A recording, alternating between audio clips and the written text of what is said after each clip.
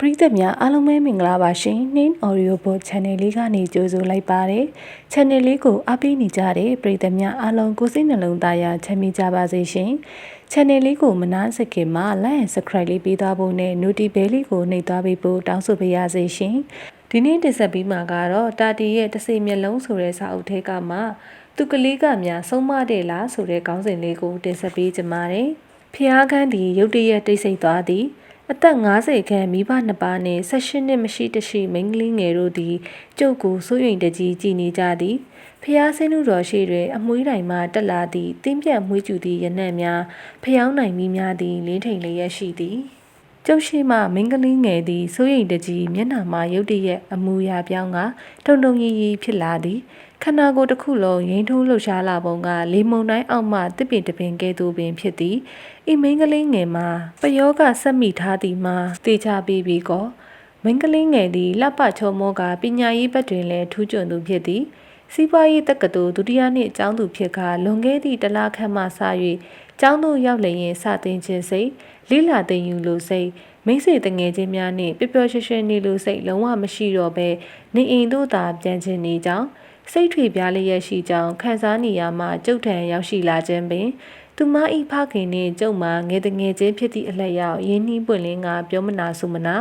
ကျွန်ုပ်၏စစ်ဆေးတွေ့ရှိချက်အရမိန်းကလေးငယ်မှာပယောဂအတိုက်ခိုက်ခန္ဓာကိုယ်တွင်ပူကတ်နေပေပြီထိုပယောဂဆက်ကိုကျွန်ုပ်ကုသရပေမည်ကျွန်ုပ်မြတ်စွာဘုရားရှင်နှင့်ဝိဇ္ဇာကြီးများသာသနာဆောင်နှမင်းကြီးများကိုတိုင်တယ်ပင့်ဖိတ်ပြီးပယောဂအစွဲကိုစစ်ဆေးနေပြီဖြစ်ပေသည်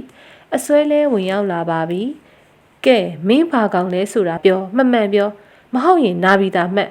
ဘာမှမပြောခန္ဓာကိုယ်ကိုရိမ့်ထိုး၍မကြေမနက်ကြည်နေသည်ကဲပြောသူ့ကိုဘာဖြစ်လို့နှောက်ချက်တာလဲကြောင်မသွားချိန်အောင်လုပ်တာလဲကျွန်ုပ်ရေစင်နှင့်မျက်နှာကိုတောက်ပစ်လိုက်သည်တစ်ချက်လွန်းလွန်သွားသည်အာသေးပါပြီအမလေးပုကတ်နေသူထံမှထွက်လာသောအတန်မိန်းကလေးငယ်ကမူလအတန်ကပြောင်းနေသည်ပုံမှန်မဟုတ်မိဘနှစ်ပါးကစိုးရိမ်တကြီးကြည်နေသည်ပြောကျွန်ုပ်မထန်ထန်မေးလိုက်သည်မနာလိုလို့လှုပ်တာကျောင်းမှာစတော်ပြီးလူချစ်လူခင်များလို့မကျေနပ်တာအဲ့ဒါမိမချင်းမုဒိတာဘွားမှာသူတော်ကောင်းစိတ်ပေါ့ကွာဒီလိုလှုပ်တာဘလောက်ငရေကြီးတလဲသူတစ်ပါးဘလောက်စိတ်ဆင်းရဲတလဲမင်းလှုပ်ထားတဲ့ပညာစက်တွေကိုအကုန်နှုတ်ပြီးတခုမကြံအကုန်ယူသွားပြီးခဏငြိမ်သက်သွားသည်ပယောဂဆက်တွေကိုရုပ်သိမ်းနေခြင်းဖြစ်သည်ထိုအချိန်တွင်ပါလာသောမိခင်ဖြစ်သူကသမီးကိုပယောဂအတိုက်ဖြစ်ပြုလုပ်သည်ကိုလုံးဝမကြည်နပ်ပြီးပြုလုပ်သူကိုတည်ကျင်နေသည်ထိုအခါကျွန်ုပ်ကမေတ္တာရက်ခံကတားမြစ်ရသည်မုံစားကိုမရှိလျားစေလိုပြီးလှုပ်သူကိုမတိကျမနဲ့တော့ဒေါ်တီတာ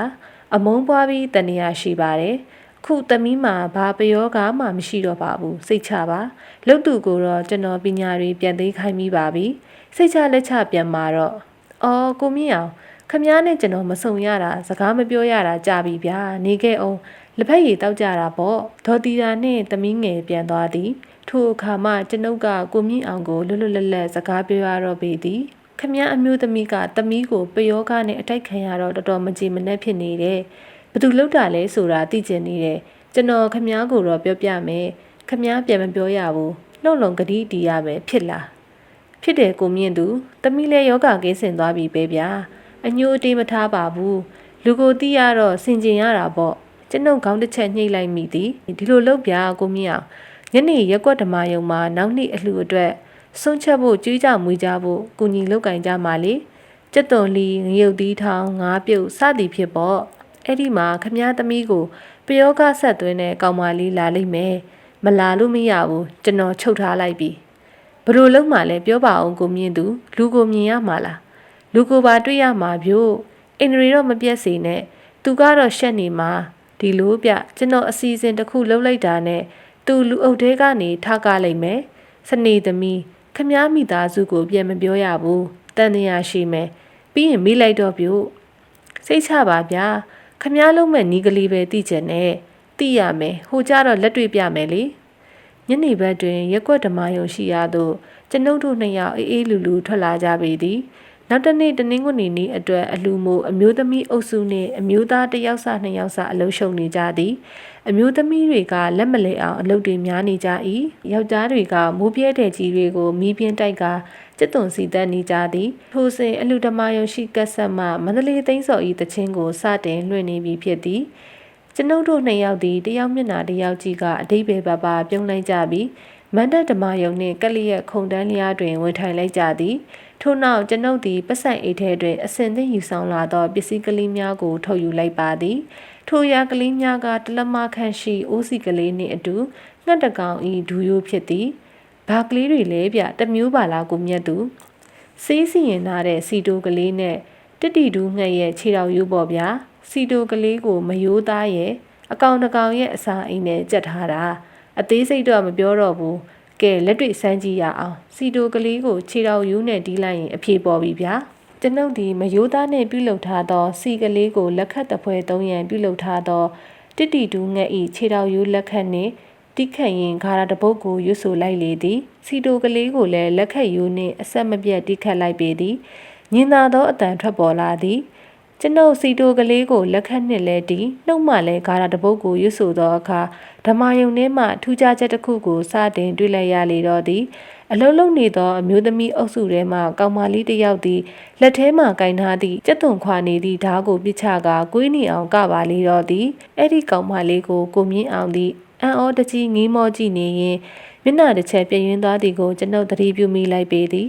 ကောင်မလေးကလည်းချောမောလှပသူပင်ကိုမြင့်အောင်သူပဲဗျခမည်းသမီးကိုပယောဂနဲ့တိုက်တာပေါ့စုံတိုင်းဗျကောင်မလေးကဒီကိုအမျိုးသမီးအုပ်စုကလည်းအံ့ဩနေရမှာတဝါဝါတဟာဟာနှင့်ရေမောကြလေသည်3မိနစ်ခန့်ကြာသွားမှကောင်မလေးသည်မျက်ထောင်ကြီးများနီစိတ်ဆိုးမှန်ဆိုးပြေတောက်တစ်ချက်ခတ်က